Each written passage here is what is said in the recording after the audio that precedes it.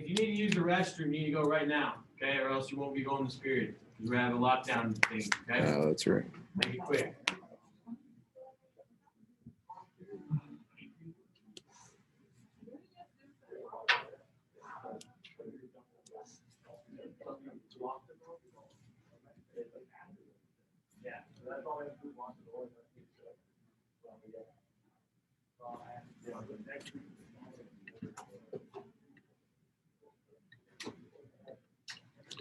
Hey, David, can you move back to your original seat so Danny can sit in his?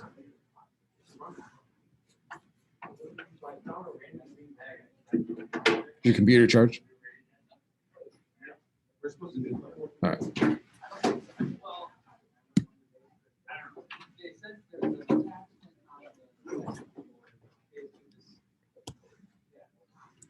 Morning, Clint. How you doing? I'm good. How are you? Good, buddy. Thank you. I want the notes out. Cool. Thank you. Yeah. Clint, I guess you're the only one in here at the moment. We're going to be.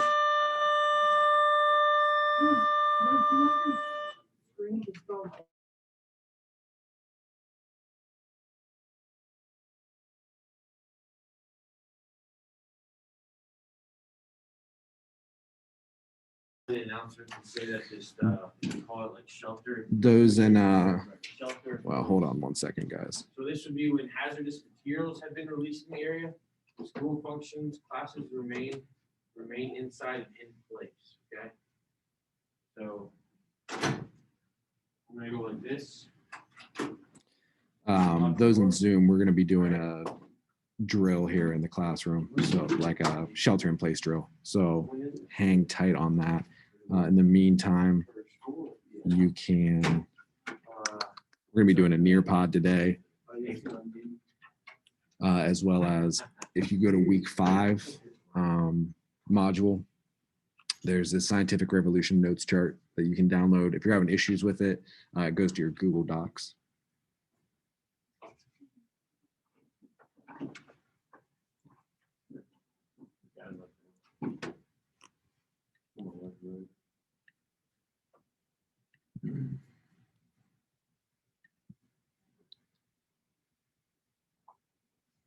So this is supposed to start like immediately? Okay. Make sure we're all ready. Attention students, There we go. faculty, and staff. In a brief moment, we will begin our state-mandated man-made drill for safety and security. This drill is called self. Did you lock it already? Place. Teachers, please take this time to review the expectations of shelter in place and other safety procedures. In a few minutes, I will get back on the PA and begin. Come on, David. Morning, Kavion. We're about to do a drill, guys, so give us a few minutes. And he needed the computer charger. Well, it is what it is.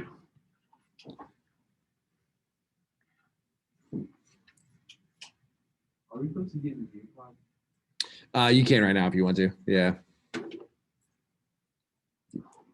Code is right up there.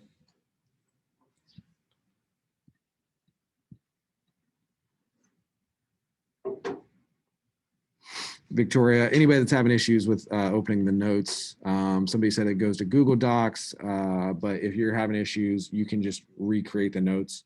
You can create a table or just type them out. But especially to keep them straight in your guys' head, you're going to want to be able to see the scientist or philosopher and then what their big idea was, just for your own sake, because each one of these things we're going to be talking about is going to have a philosopher, scientist, and then one or maybe two things that they're known for. So one after the other kind of just, it's too much. You kind of get overwhelmed with all the old white guys that we talk about. So that's definitely going to help you out. What's the Nearpod code? It is, the link is in the chat, so you can click on that. But the code is right there, ZL67F.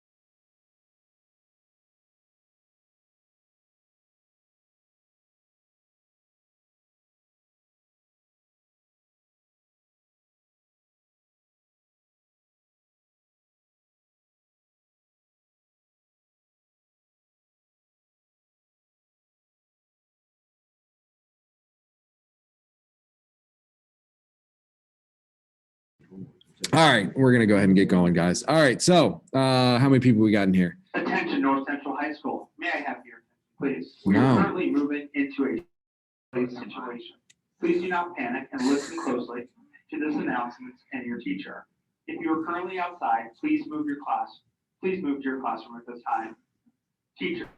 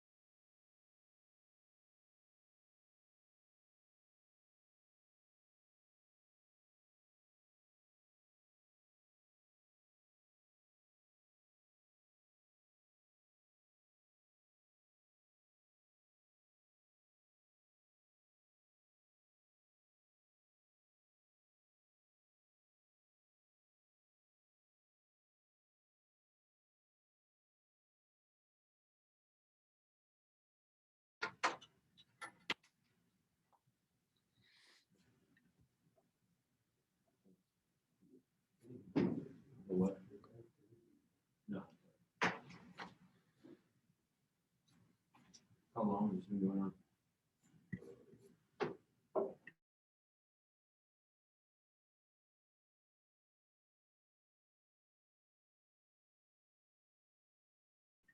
Need a couple more in the Nearpod if you guys aren't there already.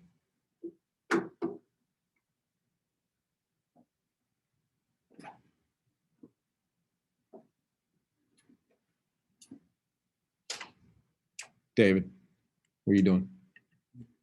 You in the Nearpod? You take your earphones out, please. Thank you.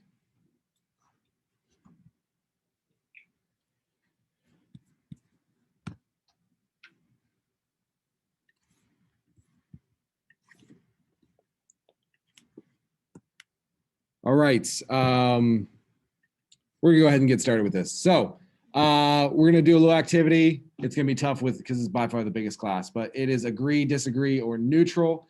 So everybody's gonna be standing up, but this corner is gonna be agree. That back is gonna be disagree, and then this side is gonna be neutral. That's gonna keep it easier for me. So agree, disagree, neutral.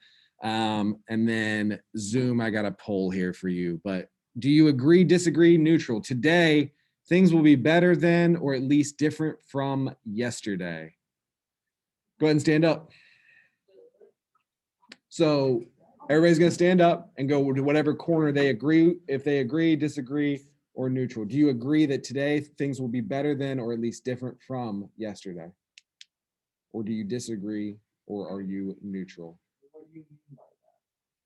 Well, Essentially- yesterday we had to do like online school. Like no school. Where's the degree? Mhm. I'm confused now. I won't. So Atticus, do you agree with the statement that today? I'm confused. Yeah, I'm explaining it to you. Do you agree with the statement? I don't understand the statement still. All right. Today, things will be better than, or at least different from yesterday. Do you think things are going to get better? What was bad yesterday? No. Things will be better or different from the day you lived before. You either agree or disagree, or you don't know. You don't know, you're standing up. So yesterday was bad? No. Oh my God. It's just, could today be better or different? All right, ignore the better part. Do you think today is going to be different? Yeah, that's a different there. Okay, there you go. You're in the right corner. All right, so sorry for those on Zoom. Go ahead and vote. We had to figure this out in person. So today things will be better than, or at least different from yesterday. Agree, disagree. Kim's won't load. How do we do on this side? And then- So we're active. Kim, I'll send you the link one more time. Just keep trying. Let me know if it works or if it doesn't. If not, I'll make it student paced and then you can do it on your own. All right. While we're voting at home, David Bunting, why did you pick agree? Because it's always just different, like, you never do the same thing 2 days in a row. Right? What about you? Same. That's easy. Yeah. Danny, what about you, man? Yeah. All right. So what about today is like in terms of being better then? Do you guys think it'll be better? No? What about a year from now? Do you think on maybe not for you personally, maybe think about it from society. Do you think things are going to get better a year from now? Yeah, no, COVID. Yeah, yeah, it can't get much worse. May I have your attention, please? The situation requiring the use of shelter-in-place procedures has passed. You may now resume your regular schedule. Thanks to all for your cooperation. Nice job, guys. We did it. All right. Let's see who disagreed. I guess Mr. Brunette is standing strong here on the disagree. Why do you disagree, Mr. Brunette? I want to know what Grant Spencer. Or neutral. Huh? Guy with 2 first names. Grant Spencer, why are you neutral? Oh, neutral. Yeah, it's back. That's why I was trying to change it on this class. Because it's backwards on there compared to.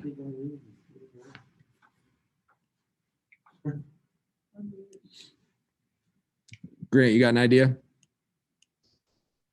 I don't really know. Doesn't really know. What about Amelia, why do you disagree with the statement? I feel like every day's like the same exact thing. I mean, like, I guess I don't have like the same thing for dinner every night, but other than that, like, it's like the same thing every day. So hard. You have to like go to 6 Zoom like classes every day. And you have to like go home and do your like homework. And then you have to do your chores. And then you have to like read before you go to bed. It's all sounds the same to me, Same old same. right? Kids, they gotta be put to bed at 6:45 every other day. They gotta take a bath. 6:45. Wow. Hey man, we need our time to adjust after they go to sleep. They're not staying up any later than that. They have a, don't y'all wake up early, like real early? They sleep till like 7. They're asleep when I leave. All right. So you guys are all right. I'm just trying to play devil's advocate. All Oh wow. All right. The next one. No one is superior to me without my consent. Agree, Can you explain that? disagree. That's too complicated of a question. Okay, Ava. This is Tyra, before you start This is saying I crazy. don't want to use my brain today. You're right. Okay. No one is superior to me, which means no one has authority over me unless I give them that authority. I do not give you authority. Fine. All right, so this is agree. Let's do disagree over here and then neutral in the middle. That way it's at least a little bit more, it makes more sense. Agree with no one is superior to me without my consent. Disagree with that statement in the back where Elizabeth Blade is right now if you're neutral. Or What was the question again? so it's right at the top right here. No one is superior to me without my consent. No one is better than me is another way to look at it without my consent. Consent meaning unless I say somebody's over me, nobody's over me. Both Davids in this camp. So you're like, are you like leaning this way, but you're still kind of, all right, I like that. All right. Let's see. Let's start with the agreed. David Bunning, why do you agree with that statement? I don't know, because I just feel like, I don't know, I don't feel like people have full control over me. Like, I can still do what I want, whether that's right or wrong. Right.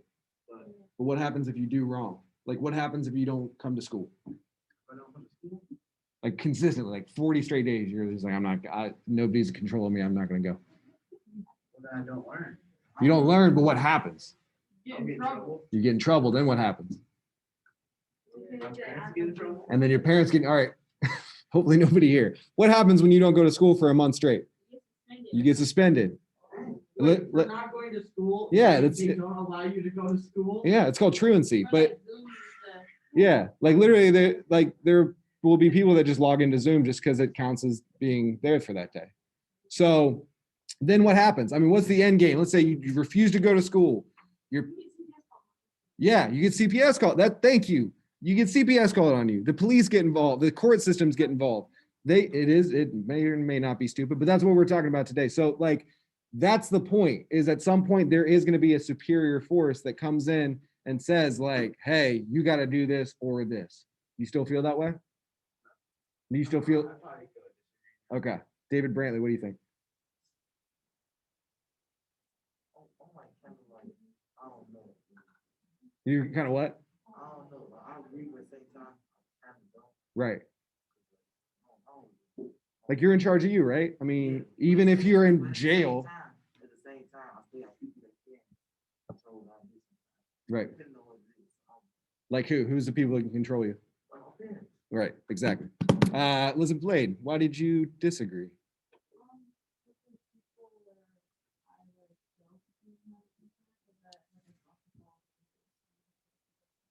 Right, good. Atticus, what about you, man?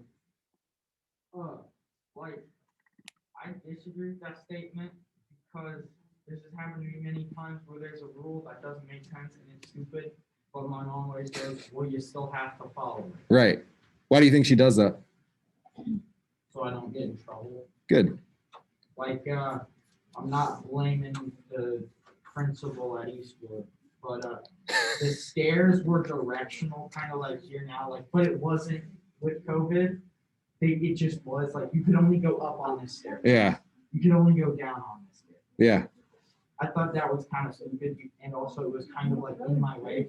Like I needed to go down, but there was it was an up staircase, and it was right next to me, and like literally the class was right below me. But I had to walk all the way down there and then all the way back.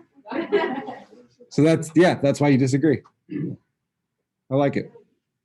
All right, anybody else have an opinion? Ava, Jordan, anybody else? No? No? All right. Sure don't. All right, I reckon, no. One more, what am I thinking? Agree, disagree, neutral, the last one. The purpose of my life is to make myself happy. Is the sole purpose of your life to make yourself happy?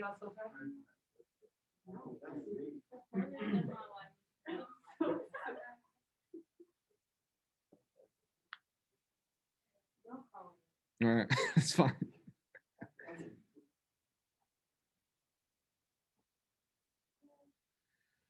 Purpose of my life is what we're put on this earth to do, is the reason we're alive, to make ourselves happy. Who wants to share? Let's do, all right, let's see, who agrees? Clint Odom, why do you agree with that statement? I mean, it just makes sense, because what else would what else would the purpose of your life be? To make Right. other people happy wouldn't make sense. What if making other people happy makes you happy? The best gift that you get at Christmas is giving gifts, which it sounds like a lie, but Well, then you're making yourself happy, and that's the purpose of your life, you know? back to that. That's a good point there, Clint. Who disagrees? Oh, I do disagree. You have to look up why on your phone? No. Oh, okay. I don't know. Okay. It could be one of your purposes, but not the main purpose, I guess. Right. So you're saying there's multiple, you think there's multiple purposes, at least for your life, obviously. What are some other purposes?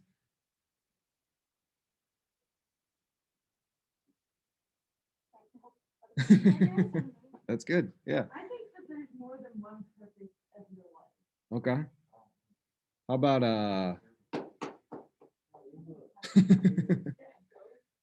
all right, Gibby, which I believe is Yoel. Why do you disagree? Because like you can live your life how you want to, whether or not that's if you want to be happy or you want others to be happy. I know this is gonna sound really, really cheesy, but like those like corny rom-com movies where they want where the two lovers want each other to be happy and they decide for the other person to be happy, they have to be together or something like that. Yeah, gross. Yeah. It kind of works like that. Okay. Fair enough. So your happiness is relying on at least somewhat on other people. All right, everybody can sit down. We'll we'll do more stuff like that in the future. Thank you for your participation. By the way, those of you on, obviously not in here, but those of you just online, this is how you're doing your participation, or we're doing participation for today. So through the Nearpod, so make sure to answer. Also, just while we're on the subject, if you just log, can you put your phone away? If you just log on to Nearpod and then don't do any of the things on Nearpod, I can see that, and I'm not going to count you for doing anything on Nearpod. So at least, can you put your phone away, David? At least go through the prompts. I mean, even if you're not going to do it, like at least do it to like, just, you know, as a former student, it's probably a smart move. All right. So where we're starting from is the causes of the scientific revolution, why we're here, what led up to this, why people started to change their mind, and what set all this into motion. The first thing is the reliance on ancient thinkers. So at this point in life, in medieval times, there was not a lot of printing press, not a lot of books, not a lot of things to work through. So the very few people who could read, number one, the things they were able to read, number two, were ancient writers, mainly Aristotle. So Aristotle was kind of like the, I guess, Einstein, but way even more important, like just the atypical, like number one example. But because they mastered the Greek and Latin languages, they began to read Latin and Greek texts. These other texts being written by Plato and Archimedes and other people, they realized that, oh, people disagree with Aristotle. There's more than one way to think about these things. So that way of looking at life, the activity we just did, nobody, if you did that activity in the year 1600, 1500, they would have no idea. Like the authority question, they for sure know who's in charge, the Catholic Church. But beyond that, they have no ability to differentiate or decide what they think, because they've never had to like kind of work that muscle out in their brains. They've always just been told the way it is. Oh, the world's flat, cool. Oh, we're in the middle of the universe, cool. Oh, God does this, cool. That's all you got. So if that's all you got, there's no internet, there's no books. That's what you have to rely on. So Aristotle decided, or they worked off Aristotle, then start reading Plato and other works and realize, oh, there's multiple ways to look at these things. This leads to mathematics, leads to the emphasis of mathematics, and people like the people we're going to be talking about this week believe, specifically the guys listed there, Copernicus, Kepler, Galileo, Isaac Newton, believe that within nature, they're known as natural philosophers. They believe in nature that there's a secret language, that this secret language is written in numbers and math. This is still carried on to this day through physics. I mean, we believe through string theory, we believe through different things within physics that this is how you find the source of creation and how we live within it and how we do these things. That's where this starts, is this language of math and their belief that the universe was written into numbers in some way or form. And then lastly, the system they're working within, which I just kind of talked about, is a geocentric one. Geo meaning earth or land in Latin, geo being in the middle. And then the Ptolemy being a great philosopher in the year 100s-ish in Greece, speaking of ancient wisdom, they used his line of thinking that there are spheres, perfect being important for reasons we'll get into later, but these perfect spheres that went around Earth. So this is Earth, obviously, the moon here, then Mercury, then Venus, and then the sun. And then this goes out 10 layers. After 10, they each have their own name and purpose. After 10 is where God resides. So God is at a very specific fixed location, just like people are, but people are the main reason we're here. Humans are the main reason that life exists and the purpose of life in general. So the Catholic Church does what the Catholic Church does and adapts this into their thinking, because this is all we have. This is all we know. Until Nicholas Copernicus. So this is the first person, if you're keeping notes on this is the first person we're going to be talking about today. He was a Renaissance era mathematician, astronomer, and Catholic canon. So keep in mind, he was Catholic. A lot of these guys were Catholic. A lot of these guys believed in God. If you have done intros already, you've seen the term deist. They believed in a God. They believed in something that set this all into motion. So their big idea that he had, the big reason that we remember him, is he formulated a model of the universe that placed the sun at the center. This was known as the heliocentric model.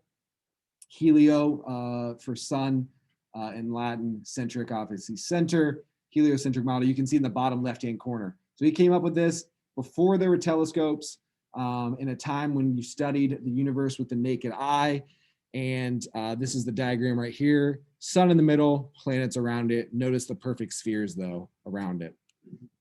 He formulated this model independently. There were Muslim scholars that came up with this model a few hundred years before, but supposedly he did not have access to these scholars, but he published them in his book on the revolutions of the celestial spheres. This is a major event, and the reason we're talking about him first is because this is what's thought to have kicked off the main part of the scientific revolution. This is where everything starts to get a little more interesting for everyone in that time. So up here, top right rather, sun in the middle, planets around, way to remember him. He did not famously kind of want to produce or publish his results. It was actually at the urging of his close friends that he ended up even doing that. He didn't want to be wrong, number one. He didn't want to be looked down upon by a scientific community if he was wrong. And more importantly, well, it's debatable, but another reason he didn't want to be wrong in the eyes of the Catholic Church, who were known for putting people and burning people at the stake if they were wrong or contradicted what the Catholic Church said was the main theory or main beliefs. All right, so next we have Tycho Brahe, T-Y-C-H-O, Tycho Brahe. He was a Danish nobleman, astronomer, and writer. Very colorful character. If you look into his Wikipedia, he wore a prosthetic nose, lost it in a duel with his cousin when they were drunk and arguing over who was the better mathematician. So he would wear like a gold nose. Yes, Ava. Yeah, for sure. Yeah. I mean, so you have to think like they had the question was, do people actually look like that back then? So yes, but anytime these paintings are going to be made, one, you're going to have to be very important to have a painting done of you, obviously.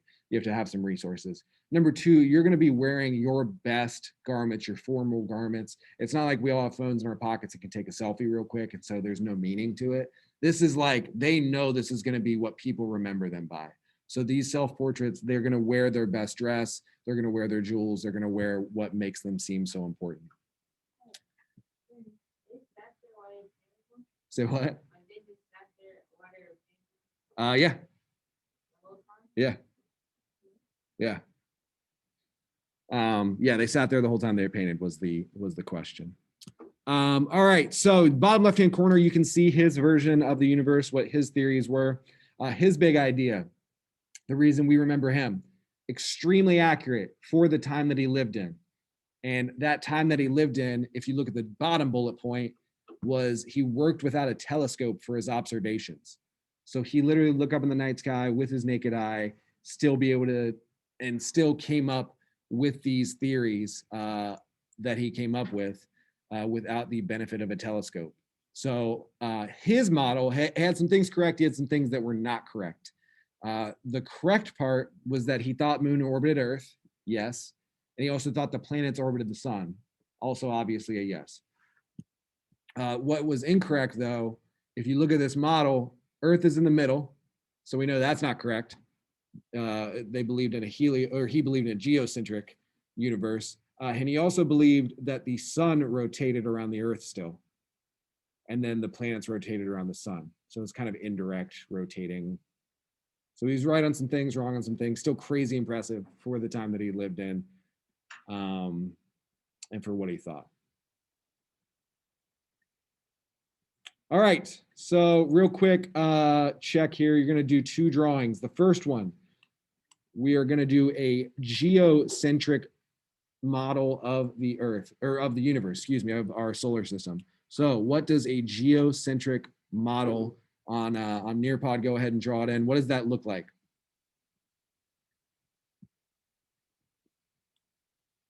You don't have to do all 10 rings or whatever Ptolemy did and all that. You can just, the main thing is I want it, what's in the center, what rotates around what's in the center. What did Ptolemy, what did the majority of people think until Copernicus?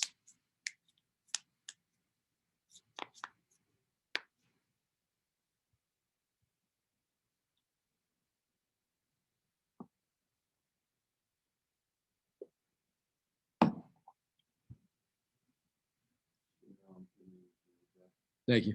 You did last period too, right? Okay.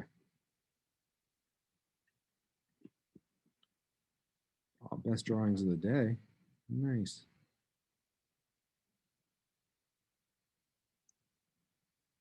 Betty, can I use yours? Yeah. Thank you. All right. So this is pretty much the extent of what I'm looking for. Obviously, Earth in the middle, and then everything rotating around it. Doesn't matter what order we have them in, obviously. Looks like she has a sun there too, so nice job. But purpose of geocentric, the purpose of all that is I want you to see that it was in the middle. So obviously the next one we're gonna do is draw a picture of Copernicus's heliocentric model. What does helio mean? What's in the center?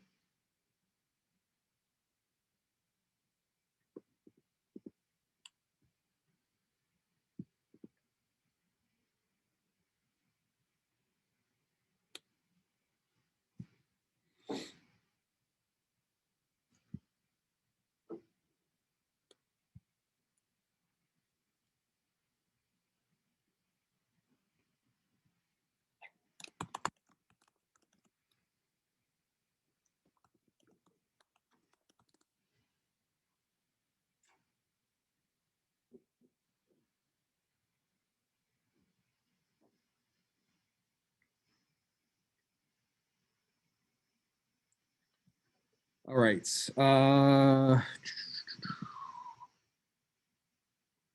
Kim, I'm going to use yours if that's okay. Pretty much, I mean, anybody that drew something is pretty much right. So all look good. All right. So obviously heliocentric, Copernicus's theory right here, sun in the middle, everything else around it. Very good. All right. Next guy. So this is Johannes Kepler. Kepler was a German astronomer, mathematician, and astrologer. So at this point in time, because they put so much meaning into astronomy, they didn't really view astronomer or astrology as two separate things. Nowadays, we have horoscopes and tells us how to live our lives, and yeah, the mainly just tabloid reading material for moms on Sundays. But both these things were the same thing back then. So he's best known for a couple things. Number one, his laws of planetary motion.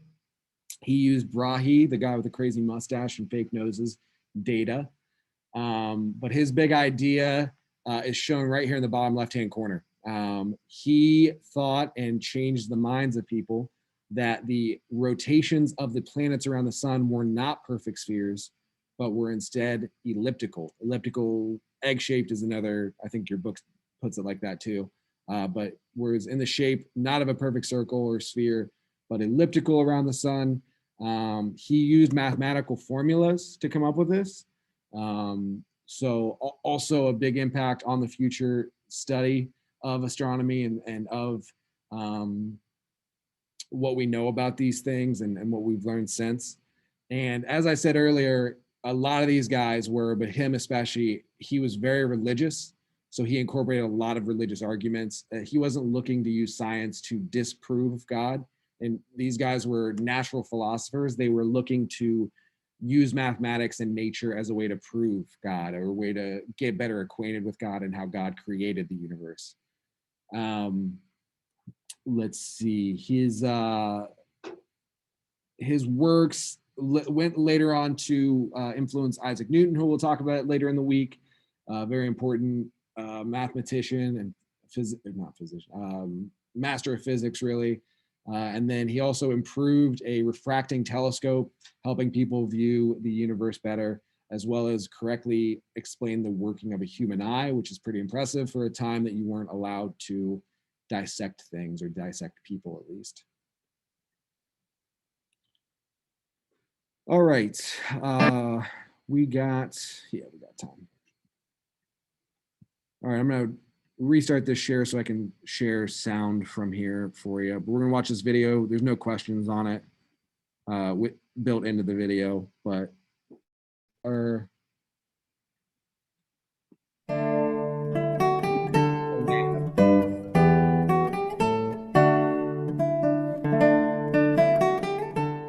This is the story of Galileo. Meet Galileo Galilei. He was born in 1564 in Italy and went on to become an astronomer, physicist, and mathematician. Today, he is viewed as the father of modern science. However, back in the early 1600s, Galileo was not popular. At that time, the Catholic Church had a lot of control over people's lives, and they didn't like some of Galileo's theories. So what did he believe, and why did it upset the Catholic Church so much? Let's go back to the early 1600s and start with Galileo's investigations into the moon.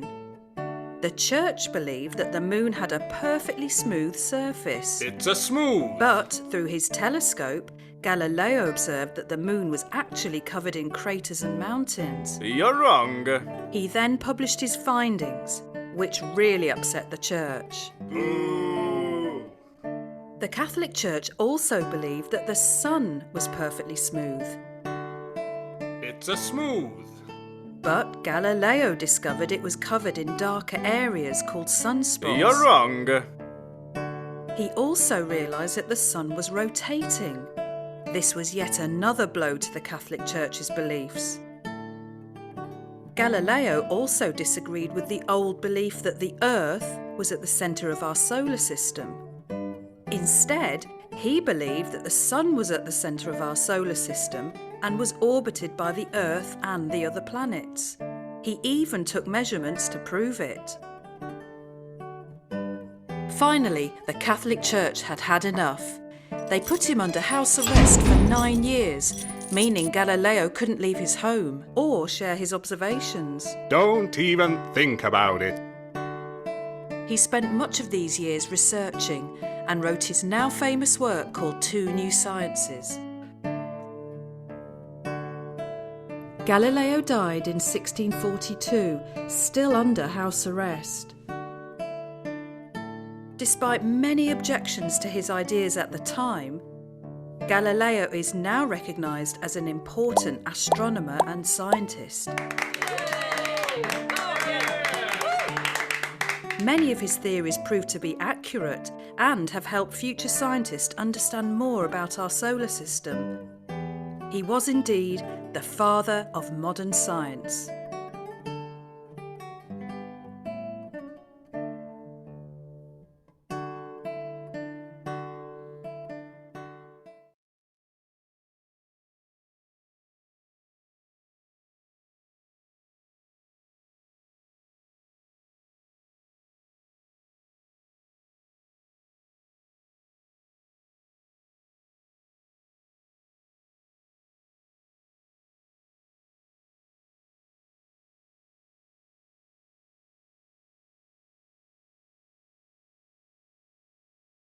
You're mute. Yeah. I always tell myself I won't forget, and then I always do. So as you can see up here, I just repeated all the fathers every time. So we'll just focus on the last one. Father of modern science, as Einstein put it. So obviously had a big effect on everyone that came since, and people used his works for hundreds of years. Famously, the Catholic Church, I think in 1990s was the first time that they openly said, okay, Pope John Paul was like, all right, he was right about the whole sun in the middle of the universe thing. They adopted the philosophy in the 1800s, which was still 200 plus years later, but it really took them a long time to actually verbally say it as well. But he was the first European to make observations with a telescope, obviously giving him a big advantage, but the first one to be able to do it. And when he used the telescope, he discovered, as the video mentions, obviously, not only was the sun not completely smooth, but also there were 4 moons revolving around Jupiter. This changed a lot of people's views about what the heavens and what our solar system, what message God was trying to send through it. His work was published in multiple books that he published throughout his life. But the difference with him was he was way more popular, got way more famous than Copernicus and Kepler did. The main aspect of that, the main things that happened because of that rather, were attention, which is sometimes good in the form of him getting famous, but attention, which is in this case bad because the Catholic Church caught wind of it. And that is when they put him on trial and put him in front of the Roman Inquisition. So Roman Inquisition quoted as saying that heliocentrism was foolish and absurd in philosophy, formally heretical since it explicitly contradicts in many places the sense of Holy Scripture. These guys, the church, did not want just any person breaking down Scripture. They didn't want anybody interpreting Scripture on their own. They wanted that power for themselves. And if anybody could say how the universe worked, they felt that this would undercut the importance and power of the church. Later defended his dialogue or his view in Dialogue Concerning Two Chief World Systems, was again tried by the Inquisition, and then that's when they put him on house arrest for the rest of his life. A few innovations here. Said this, but used a refracting telescope as an instrument to observe stars, planets, and moons. He also used the telescope to look at things up close, like insect parts. So helped start the use of the microscope. Obviously, it's still used today. Galileo also devised a compass, which you guys would use in geometry. He's holding one right here, not only for scientific or mathematical purposes, but it was also used for the military and for gunners, that the different military generals used his instruments to gain better distance on cannon shots and to more effectively aim their cannons and their guns. Also constructed a thermometer. Question here, how much time we got? We got time. All right, question. Galileo was Catholic, so why would the church be so concerned if a Catholic is the one that contradicted their ideas? Go ahead and type in your answers to Nearpod.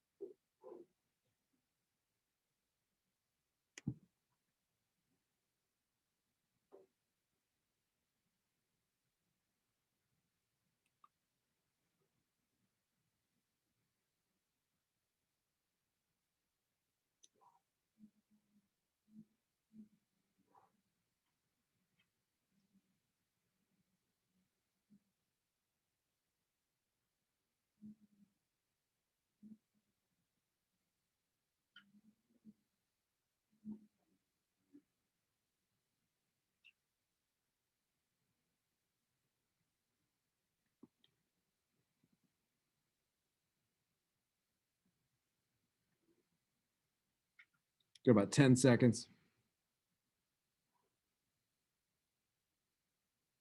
Even if it's I don't know, at least write I don't know.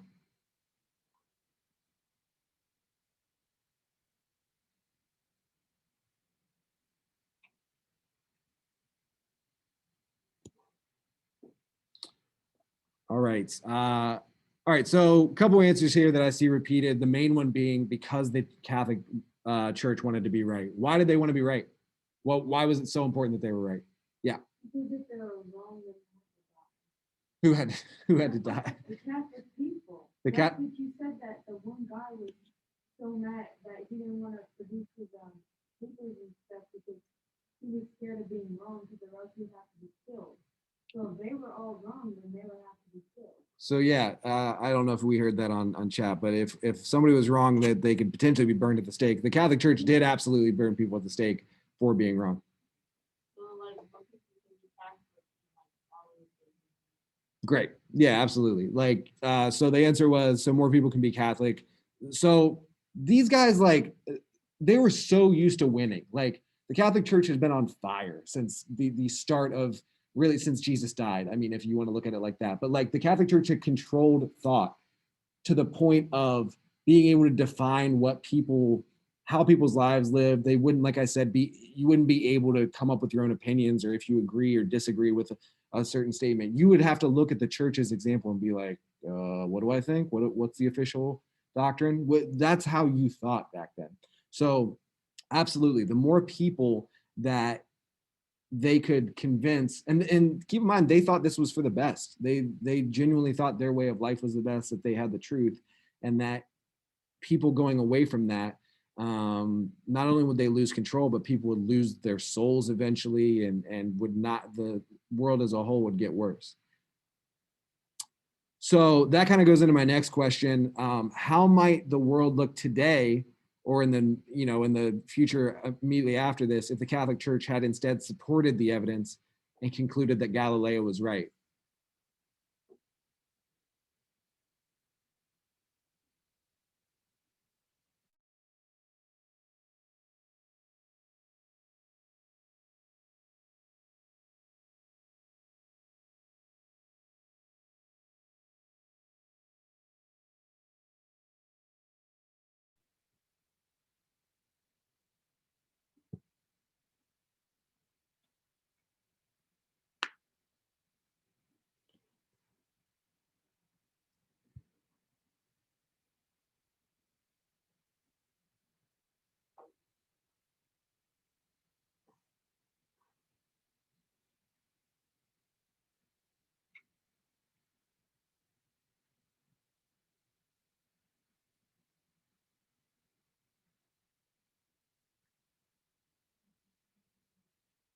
For those that aren't sure, how would you view the Catholic Church now? I mean, obviously it's easy for us to look at, okay, they were wrong, so I feel like I don't agree with them now, or that they were dumb for making that decision. But if they were to be like, okay, we've looked at it, this guy is right, we're gonna have to reconstruct how we look at the world in order to do this.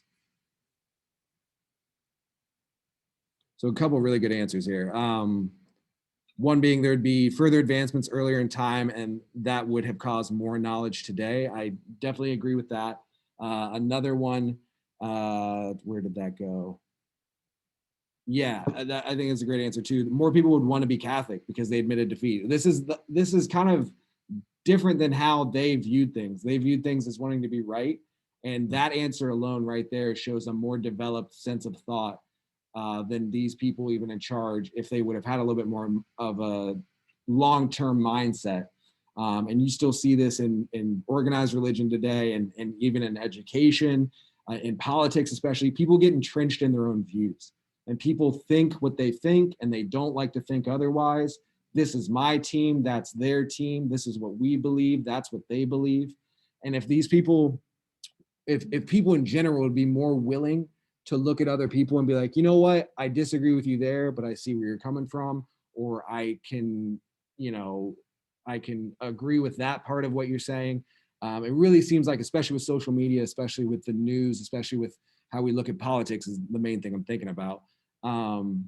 Everything gets very territorial, very tribal as well. So I couldn't agree more that more people would maybe want to be Catholic, but definitely be more open to what the Catholic Church had to say, because they would, in hindsight, look a lot more honest. Church would have more power. Yeah, technological revolution. Okay, very good. I like it. All right, we'll end today. Very brief talk about Sir Francis Bacon. He was mainly an English philosopher. If you're writing down, I guess I should put this up here. If you're writing down a big idea of his, or a big reason to remember him, it's the scientific method. This is something we'll get into here in the next couple days, but he believed we should learn inductive reasoning using the brain that, if you want to feel this way, that God gave us, or the brain that we have. This was the start of that. So he wasn't, as you noticed, he wasn't a scientist. He wasn't an astronomer. He was a philosopher. The scientific method to him was a way for us to consistently arrive at an answer, to try and get rid of our own biases, try and get rid of our own belief sets that would maybe get in the way of how we feel or how we think about life. So over here, obviously, scientific method intros go into that a little bit as well. But that I think is going to do it for today. Already lost a couple of you as I can see, but it's probably too much to continue. Tomorrow we'll start talking about, I think he's on here. Yeah. Isaac Newton, get into that fun stuff, start talking about the Enlightenment and more philosophy. I'll try and come up with some more questions where we have maybe not debates, but at least agree, disagree, or neutral tomorrow too. So if you're on Zoom, intro is due tomorrow by 11 a.m. I believe. If we have time tomorrow, we'll go over a couple of those answers. And that should do it. I think we get out of here in a few minutes. So if you have a few minutes, go ahead and work on intros. Quick note about intros. I know a lot of us have a way that we do intros and we do our work in most of our classes. I have way more time on my hands than the rest of your teachers, meaning I have way more time to look through your work and see if you're applying yourself or actually using the reading to answer the questions, or if you're just Googling the questions and then copy and pasting the answers. So if it's the Google and copy and paste way, I'm not gonna lie, I do that in my life. Like Google's a great tool. Obviously we want as many tools as possible, but if I can tell you're just Googling and copying and pasting, I can't count that because you're not using the reading. And like, for instance, the last week's intros had a question about how did Russia unify? And probably half, if not more of us thought it was in 1920 or 1917 when the USSR was formed and not during the 1600s like the book would suggest. So just a good lesson for life that got to be careful with what resources we use and what beliefs we go across because of those resources. With me, you're always gonna be able to resubmit though and get full credit. So always bear that in mind as well. But Zoom, that's all I got for today. So you guys have a good day. I'll see you tomorrow. Thank you. If you have questions,